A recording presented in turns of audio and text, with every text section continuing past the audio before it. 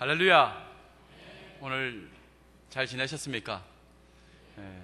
우리 앞뒤 좌우로 한번 인사했으면 좋겠습니다. 태풍 가운데서도 지켜주셨습니다.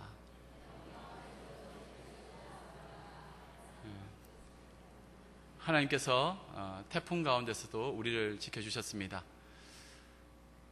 우리가 인생을 살면서 태풍 같은 이 문제 앞에서 얼마나 힘들어하고 괴로워합니까? 그 어려운, 그리고 그 아픔, 슬픔, 이 모든 것이 인생이 짊어지고 가야 할 질고입니다. 이런 가운데서도 우리가 기억해야 될 것은, 또 감사해야 될 것은, 아무리 세상에 태풍이, 폭풍이, 비바람이 몰려온다 하더라도 우리의 영혼은 우리 주님이 붙잡고 계신다는 사실입니다. 언제 어디라도 우리와 함께 하신다는 주님을 기억하시면서 힘을 내시기 바랍니다. 제가 오늘 아침에 이제 어떻게 했겠습니까? 교회는 난리가 아니었겠죠. 바람이 부는데 이거는 그냥 바람이 아닙니다. 이때 제가 묵상한 것이, 엘리야가 이거 타고 갔구나. 이거 타고 갔구나. 가만히 손만 딱 내밀면 싹 올라갈 것 같아요. 그때 사진 좀 찍어가지고 구덕기의 변목사 하늘을 날다 이렇게 하면은 이게 좀 효과가 있으려나, 전도에. 그런 생각도 해봤고, 그리고 우리 이제 여전사님들 오늘 막 빗자루로 쓸고 했는데, 아침에는 분명히 머리가 예쁘게 딱 이렇게 해가지고 왔는데, 막 빗자루 하다 보면 머리가 뭐 앞이 막 산발해가지고는 굉장히 막 무서웠습니다. 그런 것도 봤고, 여러분 오늘 교회 보시니까 어떻습니까? 좀 많이 정리되어 있죠. 처음부터 고요하고 조용하고 잘 깨끗해져 있었던 것이 아니라 그러한 것을 정리하기 위해서 아침부터 이 여러분 예배 전까지 우리 교육자들 굉장히 많이 수고했습니다. 땀 흘렸습니다. 여러분 우리 경제에 박수 한번 보내주시기 바랍니다. 우리 또 수고하신 직원분들 너무나 감사했습니다. 저는 이제 오늘 아침에 그 낙엽을 쓰는데 이게 빗자루로 쓰니까 안 되잖아요. 그게 참 힘들었습니다. 이게 물에 젖어 있으니까 그거를 이제 하나하나 이제 손으로 줍기도 하고, 또 물 막힌 곳에 그거를 손으로 이렇게 하면서, 이게 항상 우리 영적인 것도 마찬가지구나. 물이 흘러가야 될 곳에 제대로 흘러가도록 해야 되는데, 그 안에 제약이 들어있으면은 이 가면은 문제가 없을 건데 계속 그게 불순물이 쌓이고 하니까 물이 범람하는 것입니다. 그러니까 더 이제 막 퍼져나가니까 더 이제 이게 물이 쌓이게 되고, 그래서 항상 우리의 영혼도 잘 돌아보면서 제가 쌓이지 않도록 늘 주님 앞에서 기도하고 우리의 영혼을 돌아봐야 되겠다는 생각도 해봤습니다.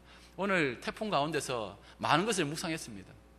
그리고 또 이거는 비밀인데 여러분들 꼭 비밀로 간직해 주시기 바랍니다. 이소희 전사님이 초등학교 1학년 때 사고를 쳤는데, 그때도 태풍이 부는 날, 바람 부는 날인데 우산을 쓰고 있었답니다. 근데 여러분 우산 쓰고 2층에서 뛰어내리면은 우산이 이게 타고 이제 이렇게 예쁘게 내려올 줄 알았는데 타고 내려오다가 다리 다쳤다는, 참 보기보다는 참 별나다. 여러분 만화에서 보면은 애들 따라 하는 것들 조심해야 됩니다. 저도 옛날에 그렇게 했습니다. 옛날에 망토만 이렇게 쓰면은 저는 슈퍼맨인 줄 알았습니다. 그래서 동네에 망토 딱 하면서 슈퍼맨이다 하고 하면은 동네 아이들은 막 몰려오고 했는데, 망토만 빨간 망토였지 능력도 없고 아무것도 없었습니다. 보면은 우리가 세상을 살아가더라도 너무 강고에, 또 사람들의 어떤 소리에 그것이 진짜인가 생각하고 따라가다가 다리가 다친다는 사실을 기억하시면서 우리는 진리 대신 주님 따라, 말씀 따라 그렇게 살아가기 바랍니다. 옛날 어머니들이 시집을 이렇게 가게 되면은 눈물 많이 흘리지 않습니까? 요 며칠 전에 딸을 시집 보내신 분도 여기 계시지만은 참 가서 잘해야 될 텐데 한데, 요즘은 그래도 많이 괜찮지요. 근데 예전에 어르신들 이야기 들어보면은 이거는 이렇게 매울 수가 없습니다. 시집살이가 너무나 힘들죠. 그런데 그 중에서 이제 잘해야 되는 것이 있죠. 칠거지약이니 뭐니 하면서 얘기를 많이 하지만은, 이제 제가 기억나는 것은 옛날에 드라마를 보다가 며느리가 시어머니한테 혼쭐이 나는 것을 보았습니다. 이 불을 꺼뜨렸다고. 집에 있는 그 불씨를 이렇게 항상 잘 관리를 해야 되는 것이 그 여인의 이 임무였는데 이 불을 꺼뜨려 버린 거예요. 그래서 혼나고 막 이렇게 네가 우리 집안을 망치려고 하는 것 같구나, 망치려고 왔구나, 여우 같은 뭐야 하면서 막 그렇게 하죠. 사실 이사 갈 때에도 제일 먼저 이렇게 잘 챙겨 놓는 것이 불씨였습니다. 옛날에는 뭐 라이터도 없었고, 그래서 항상 그 불을 잘 관리를 했는데, 제가 어릴 때 이제 그 번개탄을 가지고 많이 이제 이게 연탄을 이렇게 피우고 했는데, 이게 불을 연탄을 잘 이렇게 해가지고 갈 때 제대로 갈고 이렇게 하면 좋은데, 그걸 잘 못하니까 맨날 꺼트리는 겁니다. 그러면 이제 번개탄 이런 거 사와가지고는 참 연기가 팍 나가지고는 다 마시고 캐캐거리고 했는데, 하여튼 불을 잘 관리를 해야 됐습니다. 이 불이란 의미가 성경에도 이제 많은 의미로 나오지만은 오늘 본문에도 이 불에 대한 의미가 나오죠. 이 불이 무엇입니까?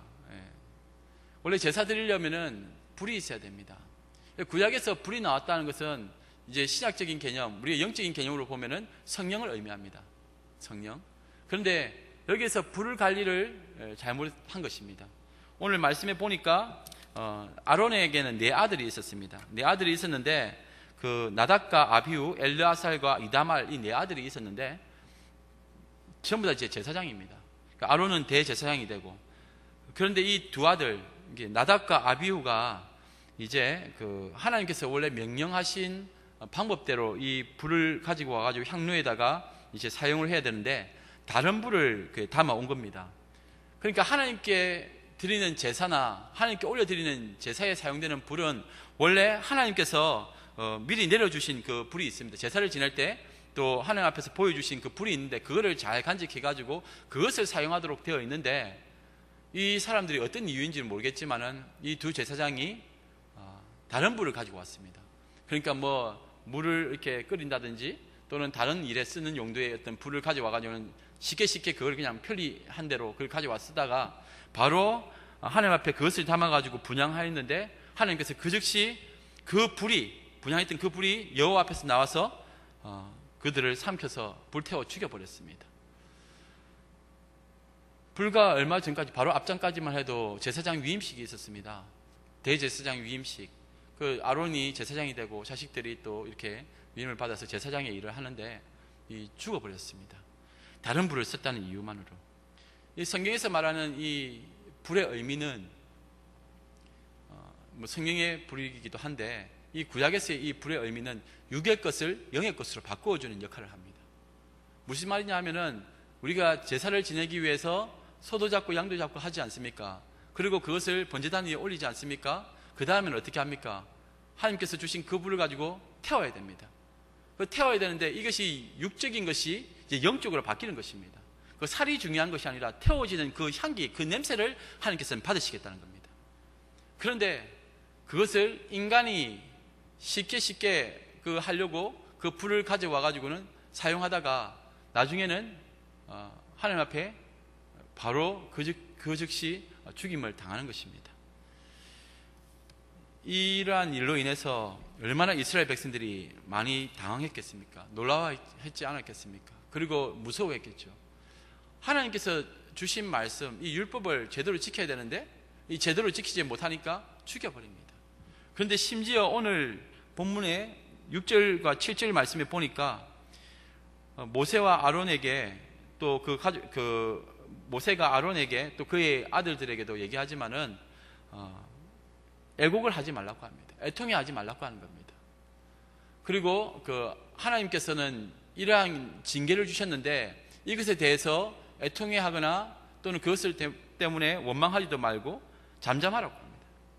조용히 해라는 겁니다. 대신에 6절 하반절에 보면은 오직 너희 형제 이스라엘 온 족속은 여호와께서 치신 불로 말미암아 슬퍼할 것이니라, 그렇게 되어 있습니다. 이것도 참 이해하기 어렵습니다. 아들이 죽었는데 어떻게 아버지가, 형제들이 안 울 수가 있나?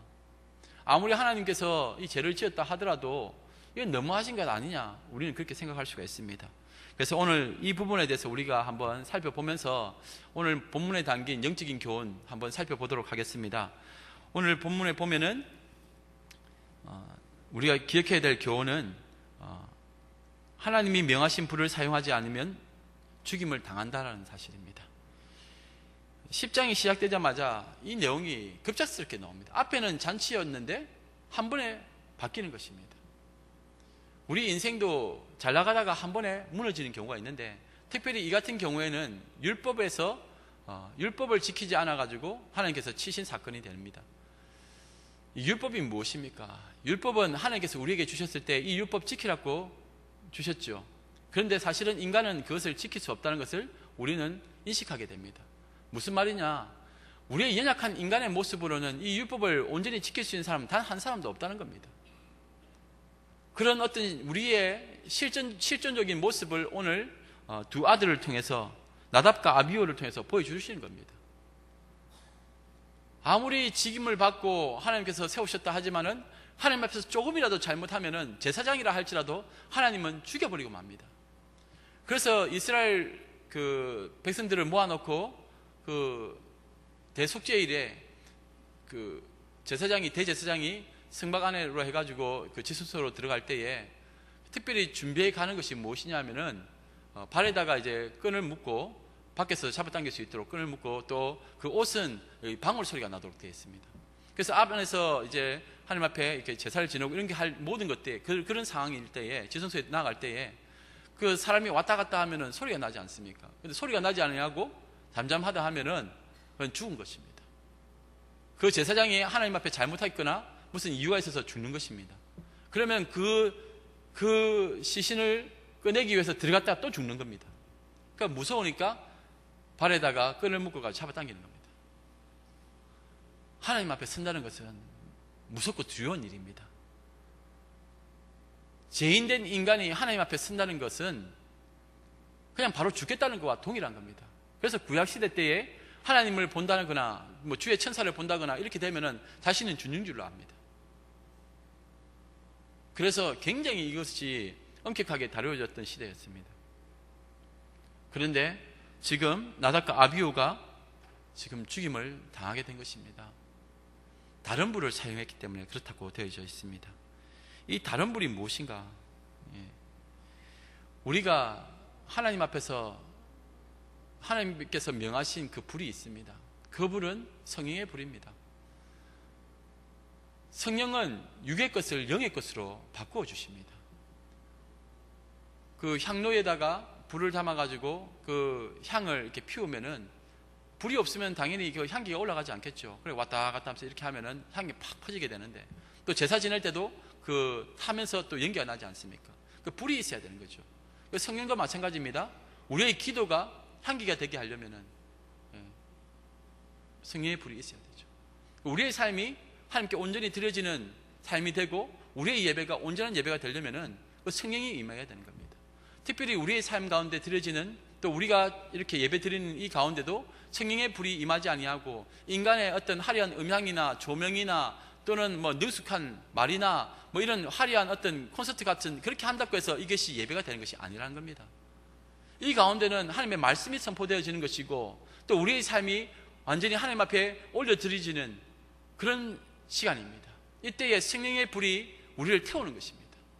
그래서 우리가 하나님 앞에 나아갈 때에는 이것이 온전한 예배가 될 수 있도록 성령님이 임하셔야 된다는 겁니다. 우리 각자는 이미 성령님이 다 계시지 않습니까? 근데 그 성령을 누가 맡고 있냐면은 우리 안에 있는 우리가 맡고 있는 겁니다. 그 성령을 소멸하지 말라고 데살로니가전서 5장에 나오지 않습니까? 늘 우리는 항상 우리의 제약이 얼마나 심한지를 몰라요. 제약이 있으면은, 그리고 하나님 앞에 우리가 세상의 것을 늘 추구하게 되면 추구할수록 이 성령의 임재하신 가운데서 이 사역이 이루어지지 못하는 겁니다. 교회도 마찬가지입니다. 주의 일을 감당한다고 해놓고는 사람들이 모여서 사람들의 힘으로 다른 불을 쓰다가는 큰일 납니다. 그 다른 불이 뭐냐 하면은 돈입니다. 명예이고 건세이고 사람들의 힘입니다. 그것으로 우리가 예배를 드리고 교회를 부흥시키려고 한다면은 큰 잘못입니다. 이것은 바로 하나님 앞에서 나 죽겠습니다 하고 지금 나답과 아비후처럼 불 잘못 쓰는 것입니다. 우리의 가정도 마찬가지입니다. 성령님께서 이끄시는 교회가 되어야 되고 성령님께서 이끄시는 우리의 삶이 되어야 된다는 겁니다. 그런데 이것이 오늘날 변질되어 가지고는 다른 어떤 여러 가지 프로그램이나 또는 사람들의 어떤 능숙한 말이나 또는 어떤 사람들의 의지와 힘을 모아가지고 프로그램을 만들어서 하는 이런 것들은 다른 불입니다. 사람을 동원하는 것은 여러 가지 방법이 있습니다. 예수님이 물고기 2마리와 보리떡 5개로 장정만 5,000명을 먹이셨습니다. 그때에 많은 사람들이 예수님 주위로 항상 따라다녔습니다. 예수님이 가시는 곳마다 기적이 일어나고 또 사람들은 그것을 보고 환호를 했습니다. 그러나 예수님께서는 나중에 그들을 다 흩어버리시고 맙니다. 너희가 나를 따르는 이유가 무엇이냐? 너희들은 떡을 먹고 배부른 까닭이 아니냐? 정말 나를 메시아로 인정하느냐? 성령님의 인도하심을 따라서 온 것이 아니라 자신이 보니까 세상에서 얻을 것이 많다 생각하니까 따라간 것이 아니냐? 교회도 세상의 것을 많이 얻을 수 있다고 생각하고 다니면 안 되는 겁니다. 하늘의 것으로 충만해야 됩니다. 교회는 하늘로부터 내려오는 그 은혜로 살아가는 사람들입니다. 그러한 존재들인데 땅의 것을 이제 가지고 하나씩 그 영적인 그 빈 공간에 기도로 채워져야 되고 말씀으로 채워질 자리에 자꾸 그것을 집어넣습니다. 어떤 분은 한국 교회에 세미나는 없어져야 된다고 그렇게 주장하시는 분도 계십니다. 무슨 프로그램들 가져와 가지고는 다 거기에 빠지면 그것만 하면은 뭐 교회가 성장하고 부흥하는 것이냐.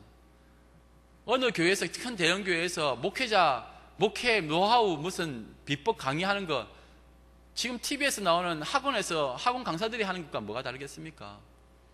목회자는 기도와 말씀으로 승부해야 되는 것이라 그렇게 배웠습니다. 그런데 그것을 자꾸 사람들은 어떤 결과주의로 자꾸 요구를 하니까 그게 참 어렵죠. 성령님이 우리를 가르쳐 주시고 우리의 길을 제시해 주십니다. 목회자도 마찬가지고 성도님들도 마찬가지입니다. 그러니 말씀과 기도로 충만할 때에 이것이 하나씩 해결될 것인데 다른 이성적인 어떤 방법들 또 세상적인 어떤 방법들이 자꾸 다른 불로 우리에게 다가오니까 이게 힘들어지는 겁니다. 왜 그 방법대로 했는데 왜 안 됩니까?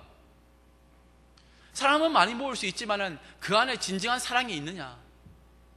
그 안에 예수 그리스도의 능력과 권세가 있느냐? 사람들은 많이 모이고 교회는 북적북적한데 우리 안에 정말 성령이 충만하냐?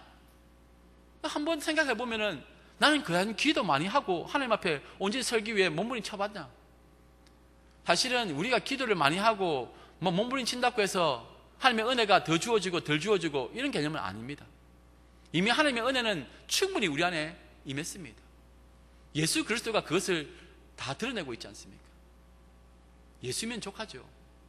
그런데 내가 세상에 빠져 있기 때문에 그 은혜도 볼 수 없고 이것이 다른 불인지 어떤 건지도 제대로 분별을 하지 못하고 그것을 가져오는 겁니다. 그래서 세상의 방식들을 자꾸 가져오다 보니까 이제는 진짜가 무엇인지 거짓이 무엇인지를 분별하지 못해요. 여러분들이 잘 아시는 그 아나니아와 삽비라가 그 재물을 이렇게 팔아가지고 땅을 팔아가지고 그 재산을 이렇게 사도 앞에 드리는데 그런데 그 안에서 우리 주님이 죽여버리십니다. 왜 그렇게 했습니까? 속였다는 거죠. 누구를? 성령을. 그 돈 좀 자기 것 좀 챙기고 그냥 하는데 오히려 돈을 들였으니까 더 좋은 거 아니냐? 안 내는 것보다 낫지 않느냐? 차라리 안 내는 것이 더 낫다는 것입니다. 하나님께서는 부족한 것이 없으십니다. 우리의 중심을 보시기를 원합니다. 다른 분을 쓰려고 한 의도도 압니다. 그것이 좀 더 빠르고 더 편리하기 때문에. 그러나 하나님은 그걸 원하지 않습니다. 하나님이 말씀하신 그 방법대로 가는 겁니다. 우리가 불을 밝힐 수 있는 방법이 뭐가 있겠습니까? 우리의 힘으로는 가능합니까? 안 됩니다.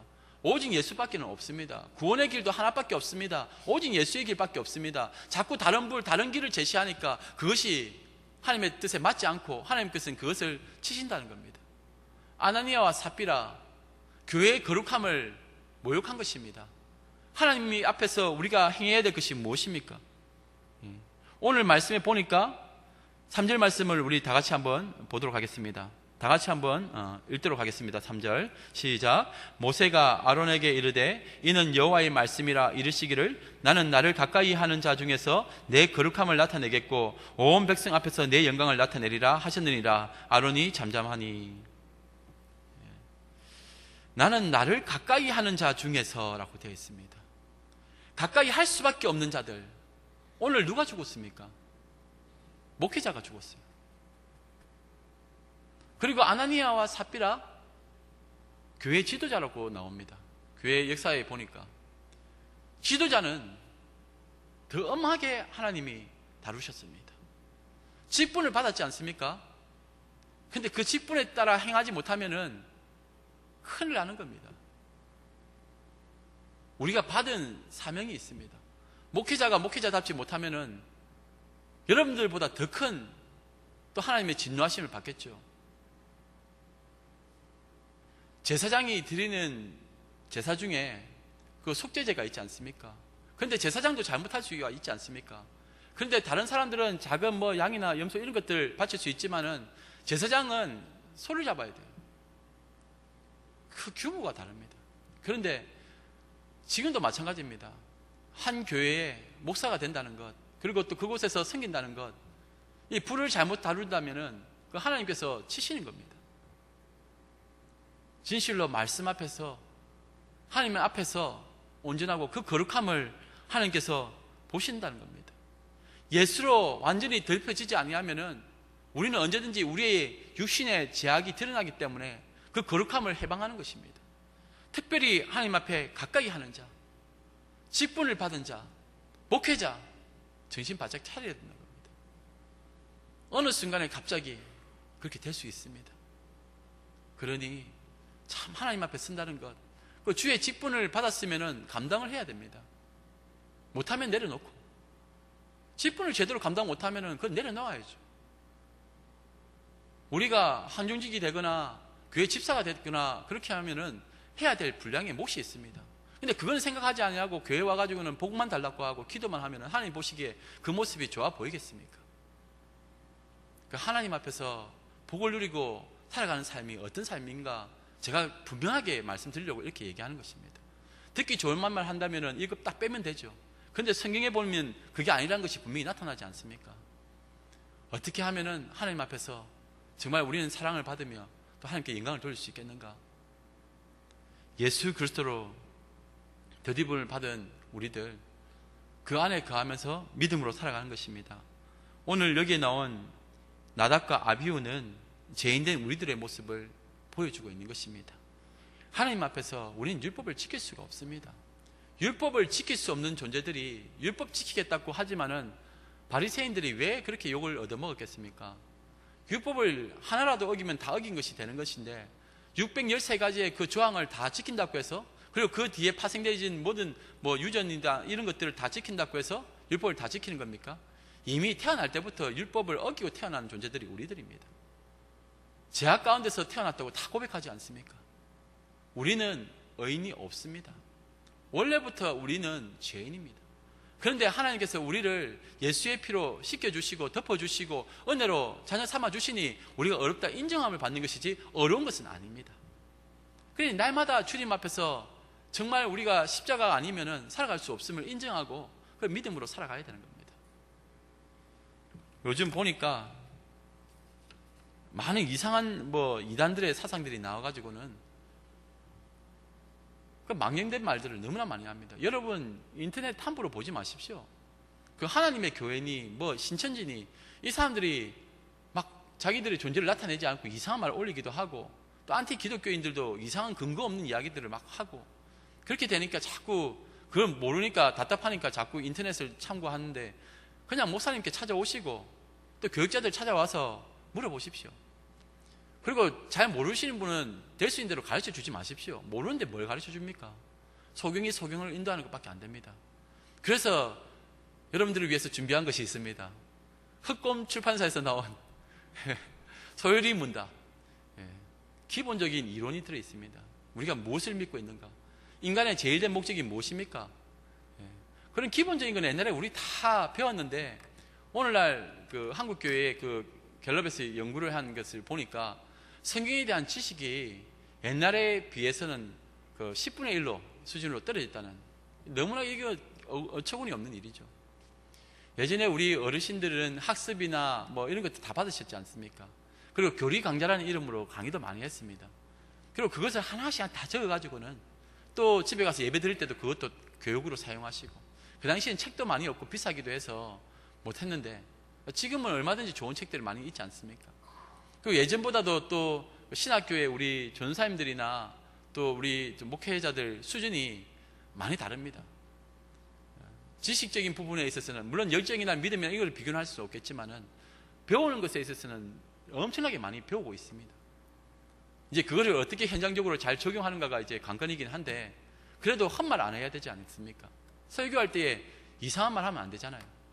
그러니까 다른 불 쓰는지 제대로 된 불 쓰고 있는지 잘 보실 수 있는 분별력을 가지시기 바랍니다. 또 우리가 오늘 본문에서 우리가 또 교훈으로 생각해야 될 것은, 불은 하늘로부터 내려오는 것입니다. 땅의 것이 아닙니다. 우리 믿음의 자녀들은 하늘로부터 내려오는 것으로 살아가는 사람들입니다. 근데 자꾸 그 땅의 사람들이 살아가는 방식을 따라가려고 하니까 안 되는 겁니다. 땅에서 불을 만들 수 있죠. 얼마든지 만들 수 있습니다. 인위적으로. 그런데 교회는 영적인 존재들입니다. 특히 우리 믿음의 자녀들은 다 영적인 존재입니다. 그런데 자꾸 그 원리를 잊어버리니까 하늘 양식이 분명히 있는데도 불구하고 땅의 양식으로 채우려고 합니다. 우선순위가 바뀌었어요. 예수님도 굶주리셨죠. 그래서 떡도 드시고 포도주도 마시고 다 그렇게 하셨습니다. 그런데 우리 주님이 뭐라 말씀하셨습니까? 사람이 떡으로만 사는 것이 아니라고 했습니다. 떡으로도 살아야 되죠. 떡도 먹어야 되죠. 떡으로만 살려고 하니까 문제가 되는 겁니다. 하늘의 것, 신령한 것에 대해서는, 말씀에 대해서는, 이 영적인 것에 대해서는 뒤로 하고 오직 그것만 파고 들어가는 사람들, 그게 문제인 겁니다. 영적인 이 질서를 모르고 균형을 잡지 못하니까 자꾸 거기만 빠져 사는 겁니다. 기도원의 300용사 뽑을 때에 마지막에 무엇으로 판명합니까? 내려가서 물 마시라고 하지 않습니까? 물 마셨을 때에 한쪽의 무리들은 막 입을 갖다 대가지고는 성경에 있는 그대로의 표현으로 따르면은 개가 핥듯이 막 급하게 막 머리 박아가지고 막 먹지 않습니까? 그런데 거기에 또 어떤 한 사람은 경계를 하면서 물을 떠가지고 이렇게 먹습니다. 그 300명을 뽑으셨습니다. 참 삶의 패턴, 이 작은 것이죠. 우리 삶에 일어나고 있는 하나님의 테스트를 하면은 아주 큰 것을 우리 보고 뭐 주시면서 테스트 통과 이렇게 할 것 같은데, 큰 것이 아니라 오히려 삶의 어떤 방향성, 태도, 이 작은 것에 달려 있다는 겁니다. 물 하나 먹는 것에서 이 갈리게 되는 거예요. 그런데 어떤 사람은 목이 마르니까 자기의 정체성을 잃고 저기 지금 화살을 쏠 수도 있고 뒤에서 쳐서 죽일 수도 있는데, 그때에 내려가서 물 마실 때에 자신이 목마르니까 먹는 것에 막 빠져가지고는 좌우를 살피지 않는 그 모습보다 딱 보면서 지금 나는 전쟁터에 와 있고 또 전쟁을 치러야 될 군사이다, 물을 딱 떠가지고는 마시니까. 하나님의 자녀는 그렇습니다. 이곳은 치열한 접전이 이루어지는 영적인 전투장입니다. 이 전쟁터에서 어떤 정체성을 가지고 살아가야 될 것인가? 총알이 날아오고 하면은 조심해서 가야 되는데, 그렇지 아니하고 막 일어나가지고는 막 춤추면서 간다가 총에 맞아 죽으면은 누구 잘못입니까? 믿음의 자녀들도 마찬가지입니다. 이 시대가 얼마나 악한지를 분명히 우리 주님께서 말씀해 주셨습니다. 때가 악하다고 했습니다. 그래서 하나님의 전신갑주를 취하고 항상 그것에 대해서 경계하고 조심하라고 되어 있습니다. 근데 세상은 끊임없이 우리를 유혹합니다. 우리 안에 있는 세상이 자꾸 그 본성대로, 제 본성대로 땅의 것을 추구하며 살아라고 합니다. 그러니까 문제가 되는 겁니다. 자꾸 돌을 떡으로 만들어 먹어라. 능력을 보여서 경쟁해서 치열한 이 경쟁 싸움에서 밟고 죽였으라도 네가 먹고 싶은 것을 먹어라. 차지해라는 겁니다. 하늘의 양식은 공평합니다. 만나가 내렸을 때에 누구도 며칠 분씩 가져갈 수 없었습니다. 가져가면 하나님이 다 썩게 만드시니까. 딱 필요한 하루분, 그리고 그 다음날에 안식일이면 그 끝까지 포함해서 이틀분, 더 이상은 안 됩니다. 제사장이든 뭐 누구든 상관없이 다 동일하게 적용되었던 원칙입니다. 그런데 오늘날 세상을 보십시오. 빈익빈 부익부 계속 일어나지 않습니까? 초대교회는 어떻게 했습니까? 가난한 사람들에게 나눠줍니다. 가난한 사람이 없도록 만들어줍니다. 소외된 사람 없도록 만들어줍니다. 그런데 보십시오. 오늘날 세상이 어떻게 돌아가는가? 이 세상이 무엇을 요구하는가? 인간을 험한 대로 이끌어가고 결국은 빈익빈 부익부로 한쪽에서는 배불러가지고 병들어 죽고 한쪽에는 굶어서 죽고 온 세상이 지금 그러한 부의 불균형 때문에 그렇게 죽어나가고 있지 않습니까? 이것이 어떻게 하나님의 책임입니까? 하나님은 모든 것을 공평하게 주셨는데 인간의 욕심 때문에 그것을 가로챈 것입니다. 다른 사람의 것을 가로채니까 한쪽이 굶어 죽어가는 것입니다. 믿음의 자녀들이 하나님께서 축복을 주시면은 그걸로 힘없고 가난한 사람들 많이 나누어 줘야 됩니다. 그리고 축복의 통로가 되시기 바랍니다. 이왕이면은 많이 그렇게 생길 수 있는 자리에 있었으면 좋겠습니다. 혹 그렇지 못한다 할지라도 언제든지 나의 사랑이 필요한 곳은 있습니다. 예수의 사랑이 무엇입니까? 그것으로 품어주고 안아주고 함께 해주는 것. 제가 지난 이제 월요일 최홍희 그 명예 권사님 아들 되시는 우리 고 전현석 성도님 주님 품에 안 계셨습니다. 얼마나 그 마음이 힘드셨겠습니까? 아들이 먼저 주님 품으로 갔으니, 그것도 이제 둘째까지 그렇게 됐으니, 여러분 많이 위로해 주셔야 됩니다. 기도해 주셔야 됩니다. 돈으로 할 수 없는 것입니다. 하늘의 위로를 같이 이렇게 나누어야 됩니다. 함께 안아주고 같이 울어주고 손잡아주고, 그 마음을 우리가 어떻게 위로할 수 있겠습니까? 함께 하는 것, 하늘의 위로를 구하고 함께 눈물 흘려주는 것, 그것이 우리 안에 있는가? 그분의 사연을 아시는 분들은 아시잖아요. 왜 우리에게는 그런 사랑이 없는가? 돈 있고 권력 있고 힘 있고 잘하는 분들은 우리가 잘 찾아가죠. 슬픔의 장소보다는 기쁨의 장소를 찾아가는 것도 맞습니다. 그럼 우리 사람이니까. 그런데 이건 뭔가 우리가 한번 생각하고 개선해 봐야 되는 것 아니겠습니까? 우리 주님이 딱 앞에 서가지고 보고 계시다고 생각하시면은 우리가 이러한 부분들에 대해서 하나님 앞에 과연 어떠한 모습으로 설 수 있겠는가? 잘 생각해야 됩니다. 신앙생활 하는 거 쉽지 않습니다. 믿음 생활하는 거 쉽지 않습니다. 예수님이 이 땅에 오셔서 하신 말씀들을 한번 잘 보십시오. 예수님이 하신 말씀의 내용을 보면은 예수님은 사랑의 정체성을 그대로 드러내셨습니다. 정말 예수님이셨기 때문에 그러한 섬김과 사랑을 하실 수 있었습니다. 우리도 마찬가지입니다. 우리가 예수의 사랑에 충만하면은 그런 섬김을 할 수 있다는 겁니다. 나는 정말 그런 예수의 사랑으로 충만한가? 잘 살펴보십시오. 이것은 땅의 것으로 연출한다고 되는 것이 아닙니다. 하늘로부터 내려와야지만 가능한 겁니다. 우리의 섬김의 발로도 내 의지와 내 공로로 되는 것 아닙니다. 나한테서 나오는 것이 아니라 우리 주님으로부터 나와서 흘러가는 것입니다. 에덴 동산이 세워지고 난 다음에, 지어진 다음에 거기서부터, 그 에덴 동산에서부터 사대강이 흘러나와가지고는 온 땅을 적시는 것 아닙니까? 그 당시에는 하늘에서 비가 내려오지 않았습니다. 땅에서 이렇게 그 안개가 올라오고 기온이 올라와가지고는 그 땅을 축축히 적셨는데, 그 사대강이 결국은 온 세상을 살리고 있었던 것입니다. 예배의 자리에 선 우리들의 삶 가운데서 예수의 은혜가 흘러넘쳐야 됩니다. 우리는 이곳에서 받은 사랑을 그곳으로 흘러가게끔 만드는 통로가 되는 것입니다. 잘 모였으면은 흩어지는 것도 잘 해야 됩니다. 우리를 통해서 예수 그리스도가 드러나야 됩니다. 그게 성령님께서 하시는 일입니다. 성령님께서 하시는 일을 우리는 잘못하면 우리를 높이고 우리의 이름을 드러내는 걸로 생각하는데 아닙니다. 저는 될 수 있으면은 여러분들이 세상의 영광을 많이 취하지 않았으면 좋겠습니다. 세상에 박수 소리가 많은 곳에 가면은 그것은 성경적으로 봤을 때는 좀 그렇습니다. 그러니 이름도 없이 빛도 없이 누누이 우리가 들었던 바대로 우리 주님처럼 이름도 없이 빛도 없이 좀 조용히 섬기고 조용히 품어주고 조용히 손을 잡아주고 조용히 사랑을 나눌 수 있다면 얼마나 좋을까요? 여전히 우리는 죄인입니다. 불은 하늘로부터 와야 되고 그 불이 우리를 통해서 나타나는 것입니다. 예수 그리스도가 나타나야지 그게 정상적인 그리스도인의 삶이라는 것입니다. 마지막으로 여기 보니까 두 아들이 죽었는데도 슬퍼하지 말라고 하셨습니다. 아버지 아론의 입장에서는 얼마나 이것이 안타까운 일입니까? 근데 이 상황에서 애국하지도 말고 옷도 찢지 말고 하지 말라는 겁니다. 만약에 옷을 찢거나 머리를 풀거나 뭐 이렇게 애국하고 이렇게 하면은 죽음을 당한다는 것입니다. 그래서 그렇게 하지 말고 죽음을 면하라고 합니다.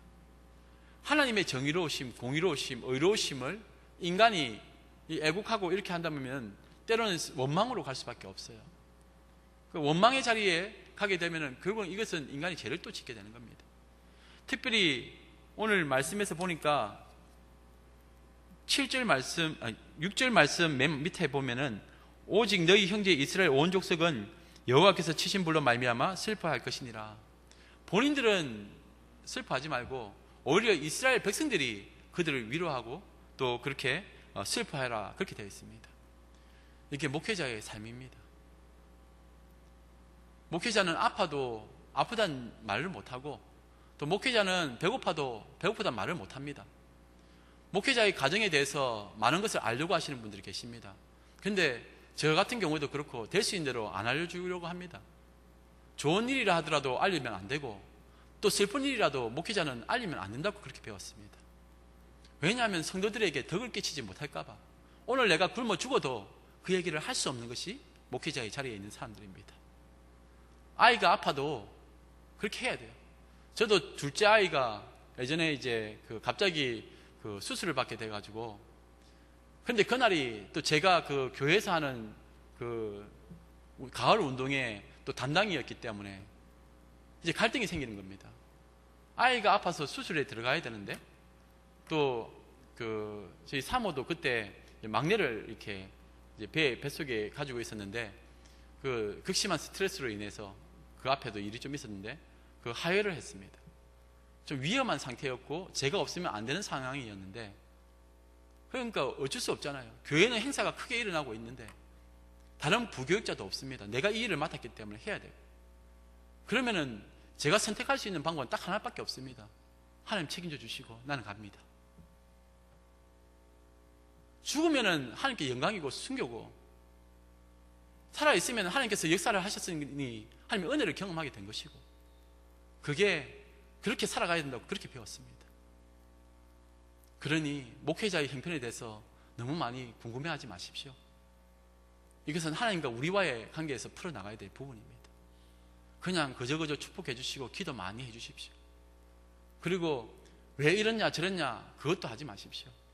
왜냐하면은 그 가운데는 고민이 있었고 충분한 또 남들의 어떤 고심 끝에 내린 결정들이 있기 때문에 그렇습니다. 그러니 목회자는 항상 그런 자리에 설 수밖에 없습니다. 울어야 될 때 울지도 못합니다. 자식이 죽었는데도 울지도 못하는 자리입니다. 그런데 오히려 그것을 본인은 못해도 보니까 이스라엘 백성들이 오히려 슬퍼하고 함께 한다는 것입니다. 목회자가 힘들면 아프면은 성도님들이 위로해주고 격려하는 것입니다. 여기에 보니까 그 이유가 7절에 있습니다. 여호와의 간유가 너희에게 있은즉 너희는 해막문에 나가지 말라. 그리하면 죽음을 면하리라. 그들이 모세의 말대로 하니라.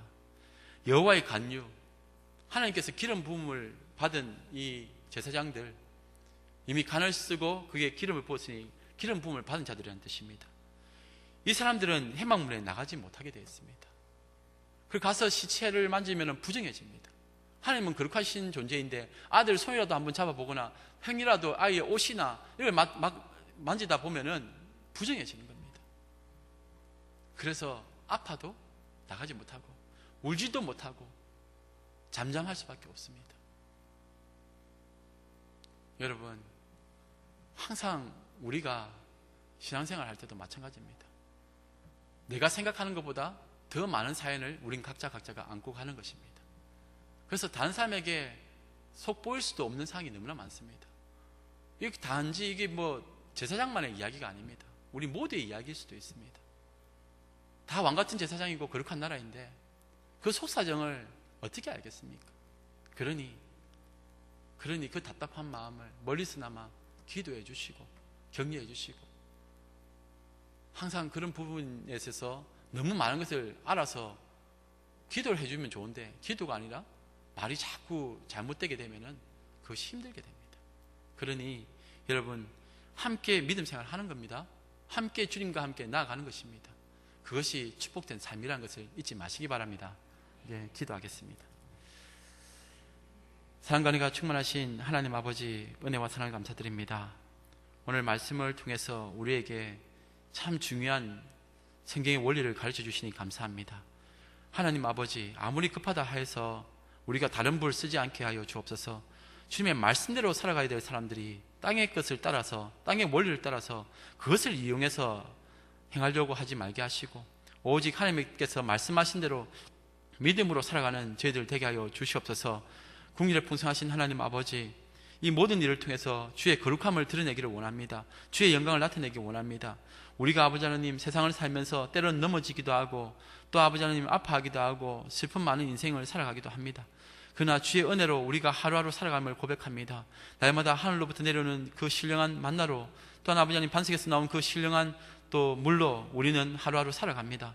이 모든 것이 예수 그리스도로부터 와야지 사람에게서부터 나올 수 없다는 것도 고백합니다. 아버지 하나님, 믿음 생활 잘하게 하여 주옵소서. 또한 아버지 하나님, 슬퍼하는 자들과 함께 할 수 있는 믿음 허락하여 주옵소서. 우리 안에 사랑이 부족하고 아버지 하나님 우리가 연약해서 아버지 하나님 이런저런 함부로 아버지 하나님 또 행하는 것은 없는지 돌아보게 하여 주시고, 주님 앞에서 바른 모습, 바른 생각 가지며 믿음으로 살아가는 저희들 되게 하여 주옵소서. 늘 성령 충만하게 원합니다. 그리고 그래서 우리의 육적인 것이 영적으로 아버지 하나님 온전하게 주님께 드려지는 그런 삶의 향기가 드러날 수 있도록 주님 역사하여 주시옵소서. 감사드리며 예수님의 이름으로 기도드리옵나이다. 아멘.